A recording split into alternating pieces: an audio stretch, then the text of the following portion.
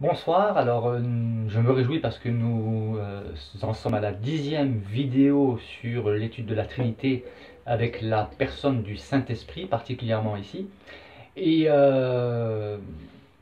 nous arrivons, nous approchons de la fin de l'étude du Saint-Esprit dans l'Ancien Testament, hein. Donc je me réjouis d'aborder l'étude dans le Nouveau Testament. Voilà.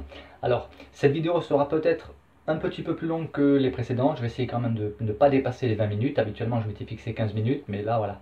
Vous allez comprendre pourquoi au fur et à mesure cette vidéo risque de faire à peu près 20 minutes. Voilà. On va rentrer tout de suite dans le vif du sujet. Donc, j'avais annoncé que je continuerai avec Ésaïe, avec l'expression « l'Esprit de l'Éternel ». Alors, nous pouvons lire dans le livre d'Ésaïe, chapitre 11, verset 2. L'Esprit de l'Éternel reposera sur lui, esprit de sagesse et d'intelligence, esprit de conseil et de force, esprit de connaissance et de crainte de l'Éternel. Alors, si vous lisez le contexte, il s'agit d'une prophétie qui parle du Messie, hein, à comparer avec les textes d'Ésaïe, chapitre 42, 59, 61, par exemple. Voilà, j'ai trouvé que ça aurait fait trop long, enfin ça ferait des vidéos trop longues si je faisais de la concordance avec tous les autres chapitres, donc je vous invite, parce que le but des vidéos, c'est de vous encourager vous-même à faire vos propres études. Moi, je vous donne des pistes, je vous communique le fruit de mon travail personnel, j'insiste sur ce terme.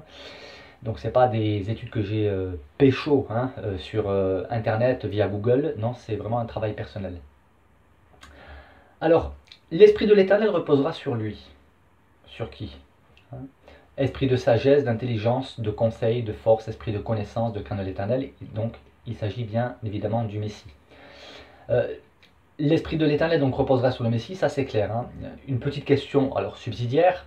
Quelles sont les caractéristiques du Messie? Vous êtes-vous intéressé à l'identité du Messie? Qui était le Messie pour les Juifs de l'époque? De quelle nature était-il, d'après vous? Et quelle est la nature du Messie qu'attendent les Juifs aujourd'hui? Ça, c'est une question que vous pourrez poser aux Juifs. Hein. Alors, les caractéristiques du Messie, alors vous pensez que c'est peut-être juste un ange? Ou un simple homme? Ou une créature qui sort de l'ordinaire? Non, la réponse est biblique, mais cela, nous l'aborderons lorsque j'aborderai la divinité de Jésus-Christ. Alors, ici, quelques caractéristiques nous sont données concernant cet esprit de l'Éternel dans le texte que je viens de lire. Il nous est dit que c'est un esprit de sagesse, d'intelligence, de conseil, de force, de connaissance et de crainte de l'Éternel. Alors la crainte de l'Éternel, c'est quoi? C'est un saint respect de Dieu. Ce n'est pas une peur paralysante. D'accord? Ce n'est pas du tout ça. Avoir la crainte de Dieu, c'est avoir un saint respect envers Dieu. Bien que le mot crainte aujourd'hui, vous voyez, dans notre langage, dans notre vocabulaire courant, revêt une signification de peur. Mais dans la Bible, il y a aussi, selon le contexte, la notion de peur, trembler devant l'Éternel. Mais dans l'ensemble, il s'agit le plus souvent d'un saint respect envers Dieu. Alors, l'Esprit de l'Éternel, ici les mentions du Père, quand on tient compte de l'ensemble des Saintes Écritures, mais cela je le démontrerai plus en détail dans l'étude du Saint-Esprit dans le Nouveau Testament. Mais l'Esprit de l'Éternel, c'est l'Esprit du Père finalement. D'accord? Mais pour l'instant, vous pouvez contester puisqu'on n'a pas encore abordé l'étude du Nouveau Testament, mais vous verrez que c'est vraiment flagrant puisqu'il est aussi appelé, le Saint-Esprit est appelé l'Esprit de votre Père dans le Nouveau Testament. Voilà. Mais je ne vais pas entamer l'étude du Nouveau Testament maintenant. Un autre verset, c'est le 50e verset hein, de mon étude. Dans Ésaïe, chapitre 40, verset 13, nous pouvons lire ceci. « Qui a sondé l'Esprit de l'Éternel et qui l'a éclairé de ses conseils ?» Le contexte de ce verset, il est une fois de plus messianique, sans aucun doute. Hein. Au verset 3 d'Ésaïe 40, c'est-à-dire dans ce même chapitre, mais bien quelques versets avant, nous pouvons lire ceci. « Une voix crie, préparez au désert le chemin de l'Éternel, aplanissez dans les lieux arides une route pour notre Dieu. Hein, » On peut comparer avec Matthieu chapitre 3, verset 3. Jean est celui qui avait été annoncé par Ésaïe le prophète lorsqu'il dit « C'est ici la voix de celui qui crie dans le désert, préparez le chemin du Seigneur, aplanissez ses sentiers ». Mais j'y reviendrai une fois de plus lorsqu'on abordera l'étude du Saint-Esprit dans le Nouveau Testament. Mais là, je tenais à relever et à donner au moins une référence pour démontrer qu'il s'agit bien d'un contexte messianique. Qui a sondé l'Esprit de l'Éternel et qui l'a éclairé de ses conseils?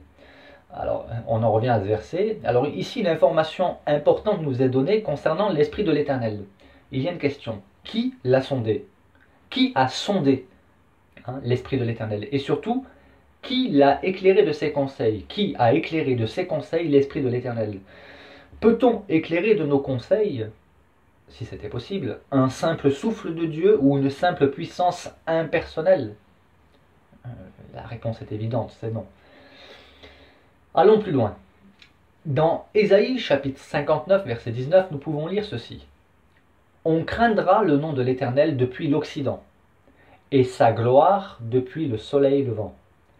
Quand l'ennemi viendra comme un fleuve, l'Esprit de l'Éternel le mettra en fuite. » Alors ici, comme souvent, le contexte est clairement messianique. Je vous invite à lire d'ailleurs le chapitre en entier. Et au verset suivant, par exemple, et pour démontrer ce que j'avance, nous pouvons lire ceci. Un Rédempteur viendra pour Sion, pour ceux de Jacob qui se convertiront de leurs péchés, dit l'Éternel. Rédempteur, alors qu'est-ce que c'est un Rédempteur? C'est quelqu'un qui rachète. Et Jésus nous est présenté dans le Nouveau Testament, vous voyez, il y a une concordance, toujours. Dans le Nouveau Testament, il est présenté comme étant le Rédempteur, celui qui nous rachète. Il nous rachète comment? Pas avec de l'argent, mais avec son sang. Il nous a rachetés de nos péchés. Mais ce qu'il faut retenir en priorité ici, c'est qu'il nous est dit que l'Esprit de l'Éternel le mettra en fuite. Alors, au fur et à mesure que nous avançons, nous discernons en filigrane la révélation progressive de la nature du Saint-Esprit, de l'Esprit de l'Éternel, de l'Esprit de Dieu. Cependant, elle est toujours contestable pour ceux qui veulent contester, ce qui sera d'ailleurs beaucoup moins évident dans les textes du Nouveau Testament, où des informations beaucoup plus précises nous sont données, et non seulement ça ne sera pas évident de contester, mais ça sera même impossible. Cependant, certains pourront quand même exprimer leur désaccord, dire je ne suis pas d'accord, mais ce sera nier, agir de la sorte reviendra à nier les évidences des Saintes Écritures. Dans Ésaïe 63, chapitre 63, donc verset 14, nous pouvons lire « Comme la bête qui descend dans la vallée, l'Esprit de l'Éternel les a menés au repos. C'est ainsi que tu as conduit ton peuple pour te faire un nom glorieux. » Alors, quel peut être le sens d'un tel verset? De quelle bête s'agit-il? Comme la bête qui descend dans la vallée, l'Esprit de l'Éternel les a menés au repos. Donc, on comprend mieux le sens. En fait, il s'agit d'animaux d'élevage, d'animaux de bétail. On comprend mieux le sens, comme le souligne par exemple la traduction de David Martin, qui traduit ainsi « L'Esprit de l'Éternel les a menés tout doucement comme on mène une bête qui descend dans une plaine. Tu as ainsi conduit ton peuple afin de t'acquérir un nom glorieux. » Ou encore la traduction de la Bible Second 21. Alors, Second 21, petite parenthèse, pourquoi on l'appelle Second 21? Parce que c'est la traduction Second dans laquelle les traducteurs ont remplacé les mots qui n'avaient pas forcément de sens pour nous aujourd'hui, d'impact, par des mots qui ont toute leur signification. Par exemple, ils ont remplacé le mot Sanhédrin, donc le tribunal, par le mot tribunal, justement, parce que Sanhédrin, il n'y a pas grand monde qui sait ce que c'est. Ils ont converti toutes les unités de mesure, dans la mesure où cela était possible. Quand il est parlé, par exemple, de 6 stades, 8 stades, etc., ça a été converti en kilomètres pour que cela nous parle à nous aujourd'hui. Donc, dans la traduction de la Seconde 21, le verset traduit de la manière suivante. « Comme à un troupeau qui gagne la vallée, l'Esprit de l'Éternel leur a accordé le repos. Voilà comment tu conduisais ton peuple, te faisant ainsi une réputation splendide. » Donc là, on comprend mieux le sens. Mais on retiendra que c'est qu'il leur est surtout accordé du repos. Et qui leur a accordé du repos? Le texte nous dit « l'Esprit de l'Éternel ». Lorsque je relis le verset, comme la bête qui descend dans la vallée, l'Esprit de l'Éternel les a menés au repos. Alors, quelques petites questions pour vous amener à réfléchir, parce que c'est le but de ces vidéos que je propose. Pourquoi donc cette différence entre l'Éternel et l'Esprit de l'Éternel? Pourquoi trouve-t-on chez l'Esprit de l'Éternel les attributs divins? En effet, il est fait mention de l'Esprit de l'Éternel comme étant Dieu, sans pour autant être l'Éternel. C'est donc qu'il y a distinction au sein de la divinité qui est pourtant unique. Unique dans son essence divine. Alors difficile à comprendre, me diront certains, pourtant c'est ainsi que Dieu se présente à nous dans l'ensemble des Saintes Écritures. Alors, s'il y a distinction entre l'Esprit de l'Éternel et l'Éternel, et sans oublier l'ange de l'Éternel, pour l'instant je ne l'ai pas encore abordé, c'est parce que Dieu veut nous indiquer la particularité de sa nature divine. Il est un, mais il est Père, Fils et Saint-Esprit. Ou Esprit de Dieu, Esprit de l'Éternel, Esprit du Seigneur, etc. Donc on n'invente pas la Trinité, mais on la constate progressivement, et cela sera encore beaucoup plus évident dans le Nouveau Testament. Mais pour quiconque étudie les Saintes Écritures complètement, dans leur ensemble, quiconque tient compte de l'ensemble des Saintes Écritures, finira tôt ou tard, c'est pour ça que je dis qu'il est souvent nier la divinité pose plus de problèmes qu'elle n'en résout. Hein, la nier. On en arrive à se dire, mais on voit Dieu, on voit l'Éternel, on voit l'Esprit de l'Éternel, on voit l'ange de l'Éternel, puis dans le Nouveau Testament le Fils de Dieu, chez qui on trouve les attributs de Dieu. Bref, et vous verrez que c'est encore beaucoup plus évident dans le Nouveau Testament. Donc on n'a pas inventé la Trinité, on a mis un mot sur une réalité biblique. Et nier cela, ça pose plus de problèmes parce que dans ce cas-là, il faut m'expliquer, hein, et je suis prêt à vous écouter. Faites des vidéos ou faites une étude approfondie, vous me démontrez pour vous qui, juste le Saint-Esprit. On ne parle même pas du Fils, on ne parle même pas de Jésus, juste le Saint-Esprit. Alors expliquez-moi, bibliquement, qui est le Saint-Esprit? Donc, une petite information que j'ai oublié de donner, c'est que dans le livre d'Ésaïe, nous trouvons 4 fois la mention l'Esprit de l'Éternel. Alors je continue la suite. À présent, nous allons dans le livre de Ézéchiel, où nous trouvons une fois la mention l'Esprit de l'Éternel.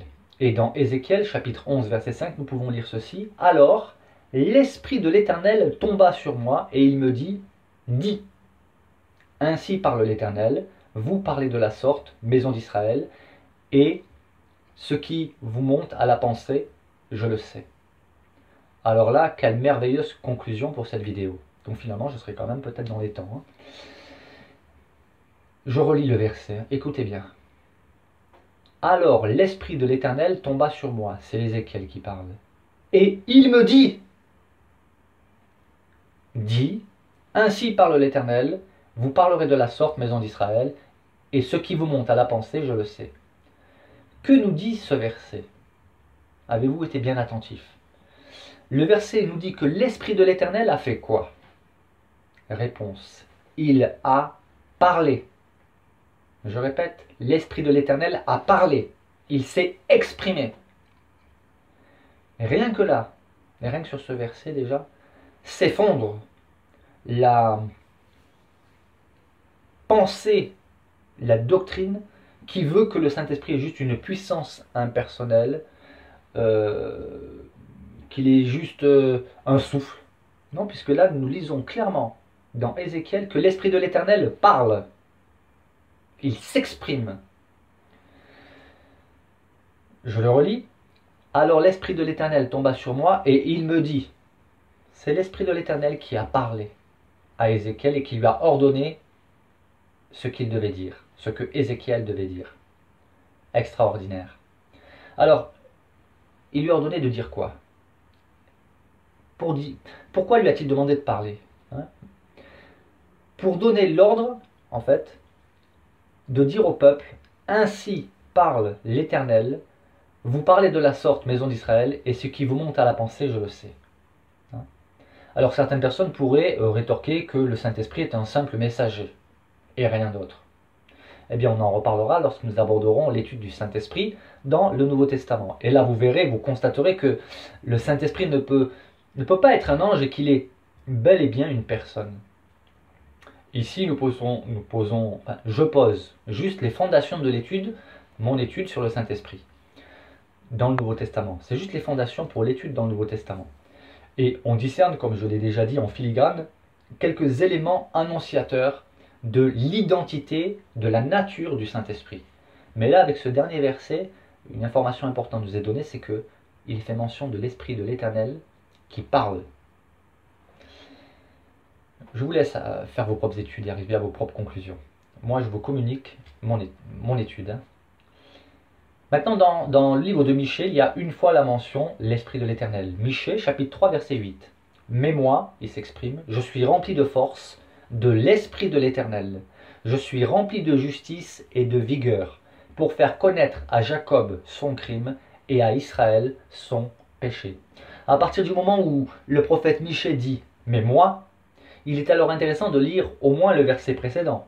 Et ainsi nous comprenons un peu mieux les propos du prophète Michée. Je lis donc à partir du verset 7. Les voyants seront confus. Ça existait déjà, hein, les voyants, les devins. Donc, les voyants, je lis, hein, les voyants seront confus, les devins rougiront. Tous se couvriront la barbe, car Dieu ne répondra pas. Mais moi, je suis rempli de force, de l'Esprit de l'Éternel, je suis rempli de justice et de vigueur pour faire connaître à Jacob son crime, à Israël son péché. Il s'agit donc d'un jugement contre Israël. Mais retenons ce que dit Michée concernant l'Esprit de l'Éternel. Il dit qu'il en est rempli. Et la force, la justice et la vigueur sont ce que le Nouveau Testament appelle les fruits de l'Esprit. Vous pouvez lire cela par exemple dans l'Épître aux Galates, chapitre 5. Alors voilà, ce sera tout pour aujourd'hui. Je vous laisse méditer sur le contenu de cette vidéo que vous pouvez visionner à nouveau en prenant des notes et en faisant vos propres vérifications. Dans la prochaine vidéo, j'aborderai deux expressions. L'Esprit du Seigneur, ainsi que l'expression Esprit Saint.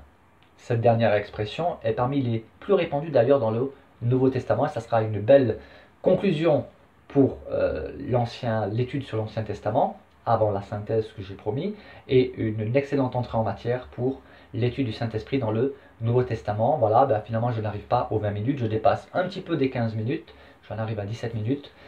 Je prie que le Seigneur vous bénisse et surtout que son Esprit Saint vous saisisse, vous rende visite et vous convainc, vous enseigne.